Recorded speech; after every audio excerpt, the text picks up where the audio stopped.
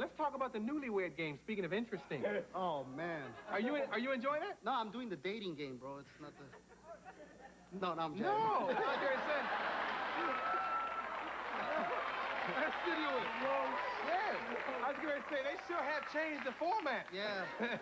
You know what's crazy about that game is that people will go on and say some of the most intimate things for like a rattan chair and stuff, you know. Be out there, and how many times do you do it? Well, let's see, we haven't seen each other naked yet, you know. It's terrific. Your manager told me that, your new manager, because you done went through like 30 or 40 managers this month. You know, I ain't gonna be no Doris Day, you know. You know, the minute I notice a buck missing, they're out, you know. So, get out. He told me some interesting things about you. First of all, your mother doesn't think you're funny?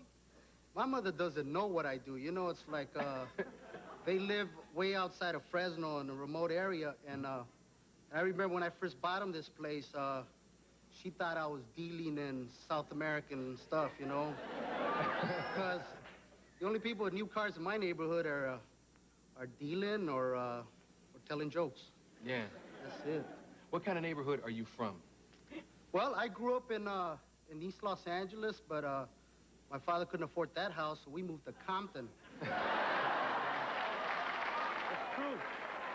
I went to Ralph Bunch Elementary. Really? The only white people there was Jesus and the police department. If you saw either of the two, you were in trouble. I heard that. Yeah, man, I grew up there. Homeboys. Yeah. Now, I've heard you break real hard, and for those of you in Iowa, Middle America. Middle America, breaking hard is saying bad things about someone. I've heard you rag people and break real hard. You ever have celebrities get mad at you? Well, you don't see me on the Tonight Show that often, do you? No, yeah, well, you know, I think, you know, in this business, basically, I read something that Bill Cosby said that's affected me. It says, I don't know what the secret of success is, but I know the secret of failure.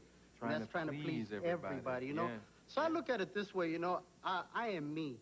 And if you like me, then I'm thrilled, Arsenio. And if you don't, there ain't nothing I can do about it. I can't be something else, you know? It's like... Yeah. I know it sounds cliche-ish, and maybe it's for an applause, but it truly isn't. I mean, we've known each other for a long time. And we live by that. Exactly, you know, and I know this homeboy, and that's why I like about him, not just you're here, but we went to Quebec, Canada. Went to Canada. Everybody speaks French up there, right? So we're up there. Now, a Mexican on skis is, needless to say, rare, right? Yeah, I mean, yeah. you know, and we're out there, and I don't know anything about skiing, and they're introducing all these celebrities, right? It's like Brooke Shields, it's like Hemingway, Margot Hemingway, and Margot Kidder, right? And everybody named Margot. And everybody, all these big stars, and then they say Paul Rodriguez, and they're all going, qu'est-ce que c'est, voulez-vous voir? You know? They go, remember that? They asked me, Arsenio, this is the funny, they asked me to do a show in front of the governor and everybody out there right now. Everybody speaks French. And I told them, I said, look, I can't, I don't know how to make these people laugh in French. I got problems in English, you know. They said, oh, go on, you'll be wonderful. I went out there, I'm, you know, nobody's, you know, they're looking at me, you know, like the RCA Victor dog. They're going like, you know. So after a while, I started to do it in Spanish. I said, you know, maybe they won't understand me in 2 languages now here, you know. So I just start talking, and this is the only dude laughing. And the thing that, you know, the thing is, they gave us to eat. You tell me if I'm lying. They gave us to eat, like, the first casserole was like beaver soup. I ain't lying. Soup de castor, right? And I asked the dude, I said, what is this? He goes, Monsieur, this is beaver soup. And I said, I ain't never had it in soup before, you know. And, you know, and they had, then the entree was like buffalo testicles. I ain't lying. Buffalo testicles. So I'm saying, quit jiving me. Bring on some more rare species, you know. Bring me some bald eagle fried wings here or something, you know. Bring me some snow leopard stuff, you know. So needless to say, I ain't gonna be invited there again, but... oh, gosh. But hey. So, Paul.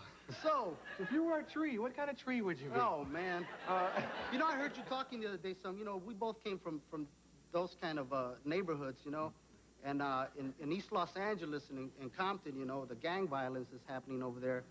It's terrible. And the thing that really upsets me, and I wanted to go on your show and have the opportunity to say this, is that they're cutting back. Now, we got 3 million homeless people in this country, the richest country in the world. Not that I'm a bleeding heart liberal or want to change the world or politically motivated, but, you know, they're cutting back in every program. And just this week, I find out that Congress is giving themselves like a 50% raise. You know what I mean? Off the top, they said, you know, 135,000, you know, and in a country where there's so much need, I think they picked like the worst time. And right here on national television, I want to, my personal little complaint to all you people out there in Congress, who are you jiving? It's interesting. It's interesting. It's very interesting how that works, too, because they automatically get the raise unless they vote not to get it, correct? Now, how do you... I mean, I'm serious. I think how many of you are going to go to work tomorrow and say, no more money for me? You know, no, and now listen, all we hear about is this last budget that Reagan submitted was like $1 trillion, right? They've cut every kind of, you know, fund for poor and middle-income people. Now, for some poor worker out there in the middle of the country who's earning like maybe, you know, $5, $6 an hour or something, it's an insult that the majority of the people, you know, what is the middle income level here? What is it, maybe 30,000 a year, something like that? It might be lower than that. Might even be lower than that. I don't know those numbers, but it's an insult to think that these people are just, you know, and the way they did it that really hurts is, first of all, if they don't vote on it, if they don't bring it up to Congress, if they just, you know, every congressman you see is going to go, well, I voted against it. Well, you know, they're not even going to vote on it. They're just going to shut up and take 135,000. Ladies and gentlemen, the comedy of Paul Rodriguez. Yeah. I love this man, Paul Rodriguez. Yeah. We go way back, man. Thanks for being here. Yes, we'll be back with Taylor Dane.